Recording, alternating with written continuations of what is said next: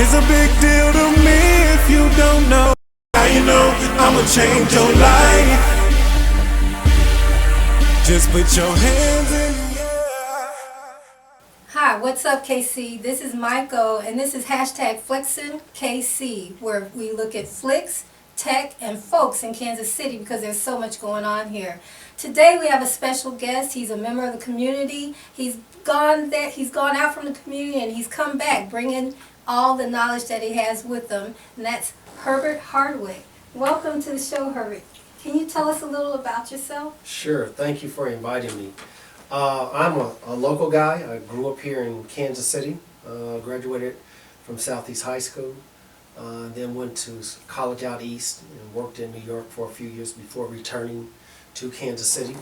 When I returned to Kansas City, I ended up working with my family in connection with a family-owned business called Joyce's Pies, which was real popular in Central City. We would make small cobblers and sell them through various outlets, United Superstores. You don't even see United Superstores anymore, for example. And from there, got married here in Kansas City to Lisa White Hardwick. And I have become a lawyer, and I've been practicing law here in Kansas City since 1989. Oh, that's great. You know, you mentioned something. I had no idea you had a background in baking and a family business. That's my background too, but we don't have to go there right now. Sure. One thing that you did mention, you said the store you used to sell your baked goods in is no longer here. Yeah. That's a critical issue in urban core. The fact that there are no grocery stores, there are no supermarkets in the urban core. What do you think is behind all that, and is there anything you think that can change that? Oh, sure. I think what's driving that is that you have not had entrepreneurs come to Kansas City of late, although there is a new initiative. Don Maxwell and others are trying to restart and bring grocery stores back into the Kansas City metropolitan urban area. But I think what has happened over the past years is that there's been some deterioration in the Central City with respect to not only grocery stores but other basic services.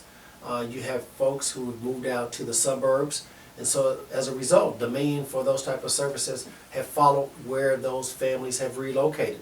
So as a result, over the past 20, 30 years, you haven't had great demand here in the Central City for those services. Now, with the new initiative that involves redevelopment both downtown and on the east side and throughout the urban core, you're starting to see young people and families come back into Kansas City. If you go to downtown Kansas City now, you see that they have a grocery store, they have lofts, new apartments, rehab departments.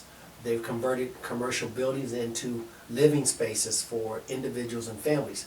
So Kansas City right now, like many urban cities throughout the country, is going through a renaissance, if you will, with respect to housing and how housing patterns are starting to change with respect to individuals who live in our community.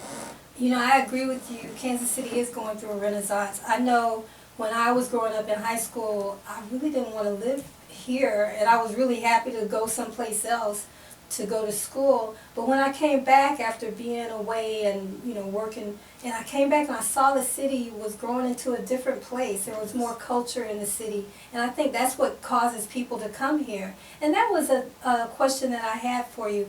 What, with all the good things that are happening, like the World Series, the Kauffman Foundation, world-class organization, with all of this kind of thing happening, what do you see for business in the future? What do you see for the future of Kansas City?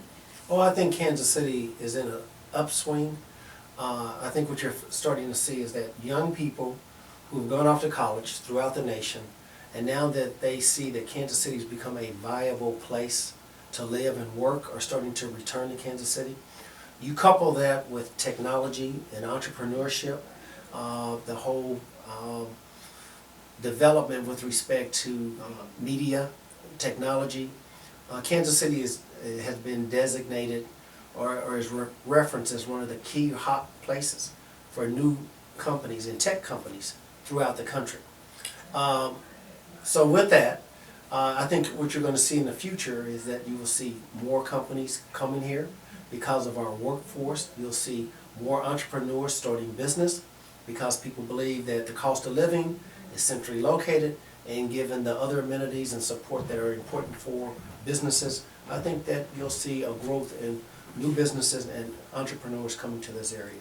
Do you meet are these entrepreneurs coming now, and do you meet many of them in your business? I have occasion to work with entrepreneurs, both as a lawyer, because we are real estate development and finance lawyers. And so from a legal standpoint, sometimes people are looking for capital, and they're trying to figure out how to access public capital, subsidies, incentives such as tax increment financing, CDBG dollars, low-income housing tax credits, new market tax credits, just an array of tools that are used to attract new companies and businesses to help with development and financing. That's all the things that entrepreneurs are getting more educated about. And one thing that I did want to know, you were an entrepreneur. You started your own business, Yes. Hardwick Law Group, is that correct? Hardwick Law Firm. Hardwick Law Firm, I'm sorry. Yes. And when you started that group, was there any trepidation about going on your own? Because you had worked with another firm before. And Yes. so what goes through the mind of a young lawyer when he's starting his own firm? Well, since I'm not a young lawyer anymore, but at the time, you're right. When I started the firm, I was about 29 years old. And what I had determined at that point, that in Kansas City, when it came to real estate transactions, development, and finance, that there were not a lot of lawyers that looked like me that was doing that kind of work. So I thought that it was very important for some lawyer to come out and to have the expertise to deliver high quality legal services to our community, the urban community, as well as the broader community who look like us. So I created Hardwick Law Firm LLC. The law firm will turn 25 years old next May 2016. We've been very, very fortunate to have been involved in many major projects here in Kansas City. Not only do we work in Missouri, we work in 7 or 8 other states throughout the country. What can you name some of the projects you've been involved Oh with? yes, we have been involved with the renovation of the Royal Stadium and the Chiefs Stadium. We were involved in the Sprint Arena, the financing of it. We're involved in the entertainment district. We're one of the law firms that has been named to work on a new 800-room Hyatt hotel that's going to come downtown here in the next couple of years. So we've had great fortune, good opportunity to work on what we call high-profile projects. We also do a lot of nuts and bolts work, if you will, for small developers, local governments in Kansas City and throughout the country. And so we've been very, very fortunate. We represent Kansas City, City of St. Louis, City of Chicago, Shreveport, Louisiana, New Haven, Connecticut, and several other states along those lines. So I noticed that you do have a kind of broad representation with some of the different cities that you're in, and being so involved with some of the work that goes on in building Kansas City, and as you say, the nuts and bolts work. How are you able to balance your professional life with your personal life? I know you're married to Lisa Hardwick, who is a judge here in Kansas City. People sometimes refer to you as a power couple. Well, she's the powerful one. I'm just the lawyer. But how do you all balance it? I think make it work? I think what it comes down to, in order to do anything that you're interested or committed to, you have to extend yourself. So we have 2 sons, and along the way, when we would travel, when I would travel, it would be important for me to spend time with them. So I would leave early in the morning to fly to Chicago, and I would make it a point to get back in the evening, so I would be home in the morning to take the boys to school before I would start my work day.